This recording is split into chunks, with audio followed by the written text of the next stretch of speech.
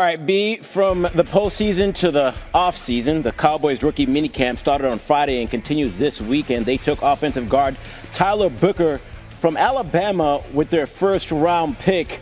So it's Jeremy Fowler's ringtone.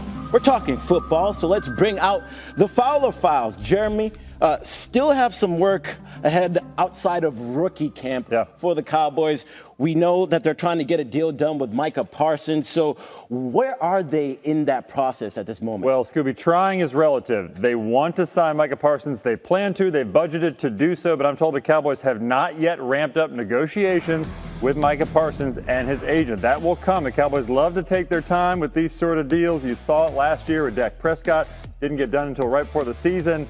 Late August for CeeDee Lamb. They've done that in the past. So they do have a penchant for paying their star players. They know what the market is. We're talking $35, $40 million per year for a player of this caliber. So they got a couple months to shake that out. In the meantime, Amari Cooper. Cowboys do need an extra wide receiver coming out of the draft. They did not take one. I'm told there is at least some mutual interest between Amari Cooper and the Cowboys having some sort of reunion. Now, the Cowboys don't want to spend big here. Amari Cooper's made, nearly $140 million in his career, so he's probably not eager to take a low deal here. They would have to work something out. But as one source told me, that this might be good for both sides to come back together and run it back. I can hear Cowboys fans sucking their teeth right now all over America. But Dallas rookies in camp right now. Browns rookies get there Friday, including Shedeur Sanders. That's a crowded QB room that they got over there. What's the possibility of a trade or two going on in Cleveland? Well, asking around after the draft, the sense I get is the Browns value or look at their roster through the prism of currency, through value, right? So that could lead to a potential trade down the road because it is a crowded room. Head coach Kevin Stefanski does like to keep 4 quarterbacks in his room. You see Deshaun Watson there, probably won't be a part of that because of the injury. So you roll with those 4. They gave up a 3rd-round pick and 2 5th-round picks for Kenny Pickett, Dylan Gabriel, Shedeur Sanders. Maybe they can recoup some of that if they showcase one of those players in the preseason or one looks good or there's an injury down the road. So we'll see what happens. They're going to give these guys a shot. They are very high on Dylan Gabriel. That's a player that I had earmarked going into the draft, was hearing from other teams that the Browns low-key really liked. He's a smaller player, so he didn't have a high draft status, but they love the way he plays the position. So we'll see if he can make a little move here. I have a feeling you're going to be talking about the Browns a lot on SportsCenter this season. No doubt. In the past 10 years, the Browns have more seasons with 3 or fewer wins than they have playoff appearances. That's crazy, but we'll talk about them a lot. Thanks, Jeremy. Thanks, man. Still in. Quarterback competition will consist of Joe Flacco, Kenny Pickett, Dylan Gabriel, and Shedeur Sanders. Sanders is currently tied for the 5th shortest odds in the NFL to win Offensive Rookie of the Year at 15-1, with Gabriel set at 60-1. All right, it's not just Mike T with us. Dominique Foxworth also as well. Neek, I just have to tell you, I was watching you on Get Up. I really love the artwork. Stephen A. was focused on Monica's in the Marriott. I just looked your up. artwork, especially. I just looked up. Especially What's up, guys? What's going on? The little dog? ESPN drawing of you, fantastic. What's happening? What's up? Okay, I worked really hard on all of these. I appreciate that you guys see value in my artwork. I've been working on my art skills. There we go.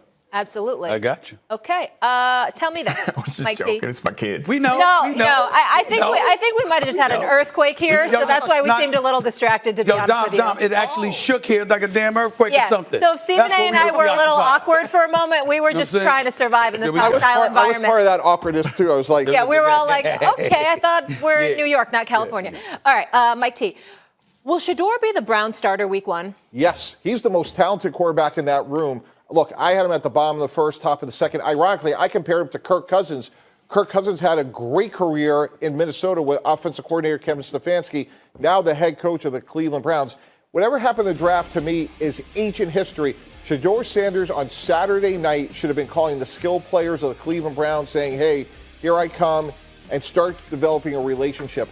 If I'm the Browns, I either keep Joe Flacco or Kenny Pickett as my veteran guy. I took Dylan Gabriel in the 3rd round, who's a nice player, not a lot of upside, but I really need to know what I have in Shedeur Sanders, because next year I have 2 first-round picks. And if I can win with Shedeur, I could get a massive haul for those picks, given all those other quarterbacks that are available. So if I'm Shedeur, whatever happened, lessons learned, and just move forward. And when you look at the skill players that they have, Jerry Jeudy, David Njoku, they added Harold Fannin, 2 good running backs, Quinshon Judkins and Dylan Sampson, you look at some of these other guys that have done well, be it Jayden Daniels last year, C.J. Stroud 2 years ago. I think Shedeur is set up for success in Cleveland. I think you're wrong, Mike T. I think you're wrong, and I think somebody like you will understand and appreciate where I'm coming from when I say this. I don't think the day one starter or the week one starter for the NFL season for the Cleveland Browns, as it pertains to Shedeur Sanders specifically, is going to be determined by just his play. I think all the stuff that has been said, all the stuff that has been reported, is erroneous as it may be in the eyes of a lot of people, including myself, as cruel as it might be in the eyes of people like myself in terms of what happened to him. I think that you had people looking to give him a reality check. And now I think what you're going to do is see people wanting to test his emotional and mental resolve as it pertains to that. As of yesterday afternoon, he was en route to Cleveland, from what I was told, in a pickup truck, ready to put on his lunch, grab his lunch pail, put on his hard hat, and get to work. That's what I was told in terms of yesterday about how he's looking at things right now, anxious to go out there and show out. But you're hearing people out of Cleveland talk, Dom, about how Dylan Gabriel was their preferred quarterback, Big Ten Player of the Year, that kind of thing. They were saying that they looked at him. I don't know how, because he wasn't Shedeur Sanders, but nevertheless, they were looking at it. You look at Flacco. He's a fan favorite. They loved him in Cleveland. They never wanted him to leave after the job he did for them a couple of years ago when Deshaun Watson went down, and he came in and did his thing, okay? And then you're looking at Kenny Pickett. Now, I know that Kenny Pickett is a former Steeler. Then he went to Philadelphia. He's got a Super Bowl championship as a backup. We get all of that part. But in his last 17 starts, his record is like 13-4. And so when you look at it from that standpoint, I think they look at Shedeur as a long-term solution. I'm not saying he's going to sit out the year or anything like that. I wouldn't be surprised at all if he's the starter at some point this upcoming season, but I don't think he's a guy that's going to be judged by just his play. I think they're going to want to see whether or not that ego that people were talking about is something that they're going to have to concern themselves with. And unfortunately, I think they're going to test them. And that's why I think he's going to be prevented from starting week one. Not because he won't deserve it. I just think they're going to test him. Go ahead, Dom. Well, I mean, I think that I don't think it's outlandish what you're saying, but when you're talking about the Cleveland Browns, I think they want a quarterback pretty badly, and they've demonstrated in recent history that they could put a bunch of things aside. They could put off-field behavior aside. They can put NFL precedent, a fully guaranteed contract that pissed off all the rest of the league aside, because this team has been so thirsty for a quarterback. So if Shedeur Sanders shows up and he's the best quarterback, I don't see why that team, of all teams, the one team that did draft him, would say, nah, we good. We want to be worse with one of these other guys.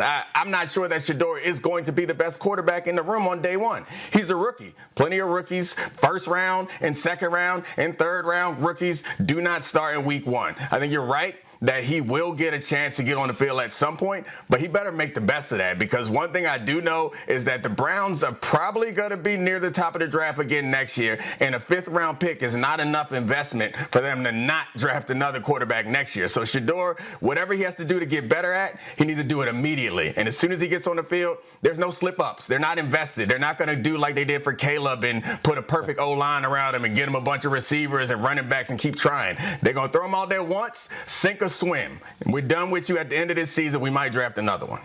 Yeah, guys, I see it totally differently. When we drafted Mark Sanchez in New York in 2009, day one, snap one, we put him out there, sink or swim, and we went to the AFC Championship game. Shedeur Sanders is a talented quarterback. And if you listen to Bill Parcells' induction speech when he went to the Hall of Fame, and Nick, you know this, the locker room is the ultimate meritocracy. Shedeur Sanders has more ability than any of those other quarterbacks in that room. Kenny Pickett, Stephen A., I understand what you said, but when you're on your third team in 3 years and Pittsburgh and Philadelphia give up on you, he's not a talented quarterback. Joe Flacco is 40 years old. He's in the eyes of a lot of people, including. So if I'm Cleveland, I want either Dylan Gabriel or Shedeur to start. And once you get that job, don't ever look back. Just keep on going. Well, and if you earn the trust and respect of the locker room, the way Mark Sanchez did, even though it was bumpy, he held the job, and we went to back-to-back championship games. And I'm just saying, like, if I'm Shedeur, all that noise is irrelevant. I have to earn the respect of the locker room, and if I do, then I'm the starter because, again, it's a meritocracy. Those players want to believe that the quarterback gives us a chance to win. Listen, I get where you're coming from, and I certainly wasn't trying to imply that Kenny Pickett is going to start before him. I'm just telling you what they're saying about him. As it pertains to Joe Flacco, he is a fan favorite that took them to the playoffs a couple of years ago, so we have to pay attention to that. And he can fling that football, and that experience does matter. I'm just saying, when you put a quarterback in there that's a rookie, you got to be sure that he's your guy. And with Shedeur Sanders, and Dom, I appreciate everything that you said because you're right on point with all the points you made. I just think that when it comes to him, it's not just about football. And the draft situation proved that. So because that's the reality, knowing that once you put him in there, he's your guy, I'm just simply saying they're going to wait for as long as they can get away with it before they make him that guy. And it may be week 3. But it may be week 5. Stephen A., that's not true, because if Kevin Stefanski is sitting right here, he's going to play the best quarterback to win. And if I'm talking to Shedeur today, make it you on day one, like own that position from day one. But all Stefanski but it doesn't make sense. But what doesn't make sense, but y'all can both help me out on this, okay? You being associated with the NFL, you being a former player, Dom, y'all help me out with this. We knew coming in that he didn't deserve to be a 5th-round pick. We knew that. From a talent perspective, it didn't stop people from passing on him for the first 4.5 rounds. So what I'm saying to you is that now, obviously, the draft is different than when they're on your roster. I get that part. But clearly, it's shown that politics, for lack of a better word, played a role. You're asking me to ignore the possibility that that could play a role in terms of him being the week 1 start? To Stephen A's point, could that carry over? Yeah. Not from a head coach and GM perspective, because all we care about is winning and keeping our job. And you could go back to RG3 and Kirk Cousins, ironically, when the 4th rounder beat out the 1st rounder. Hello, xin chào tất cả các bạn nha.